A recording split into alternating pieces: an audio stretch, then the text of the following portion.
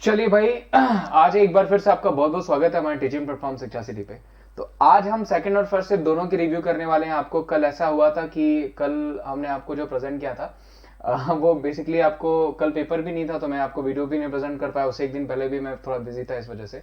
तो आज मैं दोनों शिफ्ट के पेपर को एक साथ प्रेजेंट कर देता हूँ। इससे पहले भी मैंने वीडियो बनाई थी, आई थिंक किसी करप्ट हो गई थी फाइल, इस वजह से मैं अपलोड नहीं कर पाया। तो आज मैं दोनों शिफ्ट के पेपर को आपको रिव्यू कर देता हूँ। थोड़ा जल्दी चलूंगा तो समझ जाएगा। डिटेल्स में लगभग आपको पॉसिबली सारी बताऊंगा। आपका काम क्या है कि चैनल को ज्यादा से ज्यादा सब्सक्राइब करना है, वीडियो को शेयर करना और लाइक करना है। चले, और मैं अकेडमी पे भी पढ़ाता हूं, तो अकेडमी एप्लीकेशन इंस्टॉल कर लीजिए और वहां पे कोड यूज कर लीजिएगा विमलेश@14, जिससे फ्री क्लासेस खुल जाएंगे। देखिए, क्वेश्चन पूछा गया था आपको कि सबसे तेज मारक क्षमता वाली मिसाइल कौन सी है, तो वो कौन सी हो जाएगी? ब्रह्मोस। देखिए, ऐसे क्वेश्चंस पूछे जाते हैं। डीआरडीओ से मैंने बहुत सारी बता रखी, पिनाका हो गया, शौर्य हो गया, शांत हेलीकॉप्टर हो गया, या एचएसटीडीबी हो गया मिसाइल, ये सारी आपको पूछी जाती है। बात है डीआरडीओ की, तो डिफेंस रिसर्च डेवलपमेंट ऑर्गेनाइजेशन 1958 में इसकी एस्टैब्लिशमेंट हुई। करंट में हेड कौन हो जाएंगे? जी सतीश रेड्डी। आगे बढ़ते हैं। इब्ने बतूता किसके शासनकाल में आया था भारत भाई? तो मोहम्मद बिन तुगलक के शासनकाल में आया था। इसकी किताब है रहीला। इसकी किताब है रहीला, जो कि आपको पूछी जा सकती है। कहां से आया था? मोरक्को से आया था। इब्ने बतूता से मोहम्मद बिन तुगलक से क्वेश्चन बहुत पूछा जाएगा। इसको पागल राजा कहा जाता था, क्योंकि इसने जो है कि सिक्के चलाए थे, ध्यान रखिएगा, चमड़े के। यानी किसके सिक्के चलाए थे? तो इसने जो है कि लेदर की कॉइन चला दिए थे। तो ये पूछा जाता है। और पूछा जाता है आपको कि अगर आपको पूछा जाएगा कि आमीर कोही की स्थापना किसने करी है, तो वो भी मोहम्मद बिन तुगलक ने करी है। नमक सत्याग्रह किस वर्ष हुआ था? तो 1930 में हुआ था। 24 दिन चला था। गांधी जी से संबंधित सारे मूवमेंट 1917 में उनका मैंने बता दिया आपको कि चंपारण जो शुरू हुआ, जो कि आपको पूछा जा सकता है। उसके अलावा खिलाफत आंदोलन भी मैंने बताया 1919 हो जाएगा। उसके अलावा 1919 में रॉलेट एक्ट भी हो जाएगा। 1919 में जलियांवाला बाग हत्याकांड भी हो जाएगा, और उसी के विरोध में हंटर कमेटी बनाई गई थी 1919 में, ये भी मैंने बताया आपको। 1920 में अगर पूछा जाएगा तो असहयोग आंदोलन, जिसको नॉन कॉर्पोरेशन कहते हैं, 1922 तक चला, और वो जो है कि चौरी चौरा हत्याकांड के समय उसको बंद कर दिया गया 1922 में। उसके अलावा 1923 में मैंने बताया था स्वराज पार्टी की स्थापना चित्तरंजन दास और मोतीलाल नेहरू ने करी। 1924 में गांधी जी ने कांग्रेस के बेलगांव अधिवेशन में भाग लिया, जो कि कर्नाटका में हुआ था। 1925 में काकोरी षड्यंत्र मैंने बताया था। 1927 फिर 1900 जो है कि मैंने आपको 30 में ये बताया था आपको दांडी यात्रा हो गया, जो कि इंपॉर्टेंट है। उसके अलावा 1931 में मैंने बताया था कि दूसरे गोलमेज सम्मेलन में गांधी जी ने भाग लिया था, और 1931 में आपका गांधी अरविंद समझौता हो जाएगा। ठीक है। उसके अलावा 1932 में मैंने पूना पैक्ट आपको जो बताया था, जो कि इंपॉर्टेंट है, पूछा जा सकता है। किसके किसके बीच? तो गांधी जी और भीमराव अम्बेडकर के बीच हुआ था, यरवदा जेल में, वो भी मैंने बताया था। न्यायपालिका की विशेषता क्या है? तो ध्यान रखिएगा, एक फ्री जुडिशरी है, एक स्वतंत्र न्यायपालिका जो हमारी वो स्वतंत्र। ये कहां से लिया गया है? ये लिया गया यूएसए से। देखिए, यूएसए से हमने क्या लिया है? स्वतंत्र न्यायपालिका ली है। उसके अलावा पूछा जाएगा तो हमने जुडिशियल रिव्यू भी लिया है, जिसको आप न्यायिक पुनरावलोकन कहते हैं। जुडिशियल रिव्यू पूछा जाएगा तो वो हमने कहां से लिया है? न्यायिक पुनरावलोकन हमने कहां से लिया है? वो भी हमने यूएसए से ही लिया है, जो कि आपको पूछा जा सकता है। उसके अलावा संविधान की सर्वोच्चता, सुपरमेसी ऑफ कॉन्स्टिट्यूशन, कहां से लिया है? यूएसए से लिया है। उसके अलावा अगर पूछा जाएगा आपको इंपीचमेंट हो गया, फंडामेंटल राइट्स हो गया, मौलिक अधिकार हमने कहां से लिए? यूएसए से लिए हैं। प्रधानमंत्री कौशल विकास योजना संबंधित है। ध्यान रखिएगा, 2020 तक सभी जो है मोस्टली युवाओं को, लगभग 20 करोड़ युवाओं को जो है वो कौशल विकास से जोड़ना, उनको जो है और ज्यादा स्किल उनका डेवलप करना। पूछा जाएगा स्किल डेवलपमेंट मिनिस्ट्री किसके पास है? तो वो हो जाएगी महेंद्र नाथ पांडे जी के पास। ध्यान रखिएगा, महेंद्र नाथ पांडे जी के पास। और पूछा जाएगा कि हमारे स्किल जो है ब्रांड एम्बेसडर कौन है स्किल डेवलपमेंट के? तो वो हो जाएंगे वरुण धवन और उसका शर्मा। आगे बढ़ते हैं। आर्टिकल 368, देखिए आर्टिकल 368 लिया कहां से गया है? साउथ अफ्रीका से लिया गया है। किस भाग में रखा गया है? 20वें भाग में रखा गया है। और इसमें क्या होता है? वो संशोधन प्रक्रिया की जाती है, संविधान से संबंधित है। यह भी हमने आपको बताया था कि सबसे पहला संविधान संशोधन कब हुआ था? 1951 में। रिसेंटली अभी आपका 105वां संविधान संशोधन हुआ है, जिसमें एसटी एसटी रिजर्वेशन को 30 साल तक के लिए बढ़ा दिया गया है, सॉरी 2030 तक के लिए बढ़ा दिया गया, जो कि आपको पूछा जा सकता है। ये भी बढ़िया क्वेश्चन है। आगे बढ़ते हैं। इनमें से कौन सा यूएन का स्थायी सदस्य नहीं है? तो फ्रांस, चाइना, यूनाइटेड किंगडम, ये सब है जो पूछा गया था आपको। कौन सा स्थायी सदस्य है ये पूछा गया था, ये ध्यान रखिएगा। स्मॉल वैक्सीन की खोज किसने करी है? यानी पूछा गया चेचक के टीके की खोज किसने करी है? एडवर्ड जेनर ने। मैंने पोलियो वैक्सीन की भी खोज आपको बता रखी थी, किसने? जॉन साल्क ने। जो क्वेश्चंस बनते हैं आपको पूछे जाते हैं। लुइस पास्टर ने रेबीज के टीके की खोज करी है, जो कि आपको पूछा जा सकता है। बीसीजी वैक्सीन की पूछा जाएगा तो वो करी है जो है यूरिन कॉमेट ने, जो कि आपको पूछा जा सकता है। ऐसे क्वेश्चंस आपको बनते हैं। रॉबर्ट कोच ने जो है कि वो करी है आपके हैजे की टीके की, जो कि आपको पूछा जा सकता है। ओजोन परत से संबंधित पूछा जाएगा अगर कि किस परत में पाई जाती है? समताप मंडल में। अगर पूछा जाएगा कब हम सेलिब्रेट करते हैं ओजोन डे, वो सेलिब्रेट करते हैं 16 सितंबर को, 16 सितंबर को। ये भी बढ़िया क्वेश्चन है। आगे बढ़ते हैं। आवर्त सारणी किसने दी थी भाई? मेंडलीफ ने दी थी। कितने एलिमेंट थे इनके आवर्त सारणी में? 63 थे। खोज कब करी थी? 1869 में करी थी, ये भी ध्यान रखिएगा।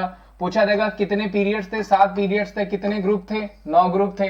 ठीक है, और अगर पूछा जाएगा किस पे बेस थी, तो एटॉमिक मास पे, यानी परमाणु द्रव्यमान पे, परमाणु द्रव्यमान पे इनकी आवर्त सारणी बेस थी, ध्यान रखिएगा। अब मेंडलीफ की आवर्त सारणी, जिसको हम पीरियोडिक टेबल कहते हैं, आवर्त सारणी। अगर पूछा जाएगा आधुनिक आवर्त सारणी, मॉडर्न पीरियोडिक टेबल पूछा जाएगा, वो हेनरी मोसले का हो जाएगा। 118 एलिमेंट हो जाएंगे। किस पे बेस था? एटॉमिक नंबर पे बेस था, ये ध्यान रखिएगा। कब खोजा गया? 1913 में खोजा गया। कितने पीरियड? 7 पीरियड। कितने ग्रुप? 18 ग्रुप। ये क्वेश्चन पूछा जा सकता है। इनमें से कौन सा सीपीयू का भाग नहीं है? Primary RAM. ये भी बढ़िया क्वेश्चन है, इजी क्वेश्चन है। 2 क्वेश्चन आपको, 3 क्वेश्चन कंप्यूटर से पूछे जा रहे हैं। माइक्रो जो है कि चिप किसकी बनी होती है? सिलिकॉन की बनी होती है, बहुत इजी क्वेश्चन है। आईसीस की खोज किसने करी है? जेएस किल्बी ने करी है, वो भी बता रखा है। द्रोणाचार्य पुरस्कार किससे संबंधित है? तो वो कोचों से संबंधित है, ध्यान रखिएगा। स्पोर्ट्स डे वाले दिन 29 अगस्त को हमारे स्पोर्ट्स अवार्ड दिए जाते हैं, जो कि कर्ण ध्यानचंद जी के, जो मेजर ध्यानचंद जी है, उनके याद में दिए जाते हैं। उसी दिन राजीव गांधी खेल रत्न पुरस्कार दिया जाता है। इस बार 5 लोगों को मिला है। 27 लोगों को दिया गया अर्जुन पुरस्कार, और द्रोणाचार्य पुरस्कार दिया जाता है अलग अलग कैटेगरीज में, जिसमें द्रोणाचार्य अगर पूछा जाएगा लाइफ टाइम अचीवमेंट में कितनी करेंसी दी जाती है, तो अब वो 15 लाख कर दी गई है, ध्यान रखिएगा। अब उसको 15 लाख कर दिया गया। बाकी द्रोणाचार्य जो रेगुलर अवार्ड्स में जो है कि वो 10 लाख कर दिया गया, और ये दिया जाता है कोचेस को, ध्यान रखिएगा। तो किसको दिया जाता है? कोचों को सम्मानित किया जाता है। जब धान की कटाई होती है तो कौन सी गैस निकलती है? मीथेन। बहुत इजी क्वेश्चन है ये भी, और रेगुलर क्वेश्चन है। एमएसपी के अंदर कुल कितनी फसल आती है? तो देखिए एमएसपी के अंदर कुल 23 फसलें आती हैं, जिसमें आपकी है 7 जो होती है आपकी किससे हो जाती है? 7 अनाज हो जाता है, 5 दलहन, 7 तिलहन और 4 कमर्शियल फसलें होती है। अगर सबको ऐड करेंगे तो कितनी हो जाएंगी? 23। तो ध्यान रखिएगा 23 फसलें आती हैं, जो कि आपको पूछा जा सकता है। बैंक रेट किसे कहते हैं? अगर आप मेरा पर डे स्पेशल क्लास देखते हैं, जो मैं अकेडमी पे रोज रात 10 बजे कराता हूं, फ्री क्लास होती है, जिसको एप्लीकेशन इंस्टॉल करके आप देख सकते हैं, तो वहां पे ये क्वेश्चन अभी कल ही मैंने कराया, और रेगुलर भी कराता हूं। कल तो कई बार बात कराया था। बैंक रेट किसे कहते हैं? जब आरबीआई द्वारा वाणिज्यिक बैंकों को धन देने के लिए किया जाने वाला दर जो होता है, उसे हम क्या कहते हैं? उसे हम बैंक रेट कहते हैं। ठीक है, और क्वेश्चन ले लेते हैं भाई, और क्वेश्चन है फर्स्ट शिफ्ट के ले लेते हैं। 1 सेकंड रुकिएगा, अभी मैं फर्स्ट शिफ्ट की क्वेश्चंस भी ले लेता हूं, यही मिल जाएगा वो भी। चले, तो देखिए फर्स्ट शिफ्ट में क्या क्या क्वेश्चन पूछा गया था। चंद्रगुप्त के बाद अगला शासक कौन बना था? तो वो समुद्रगुप्त, जिसे भारत नेपोलियन ऑफ इंडिया भी कहा जाता था। ध्यान रखिएगा, क्या कहा जाता था? नेपोलियन ऑफ इंडिया भी कहा जाता था। और पूछा जाएगा कि इलाहाबाद के अभिलेख किससे संबंधित थे? तो समुद्रगुप्त से संबंधित थे।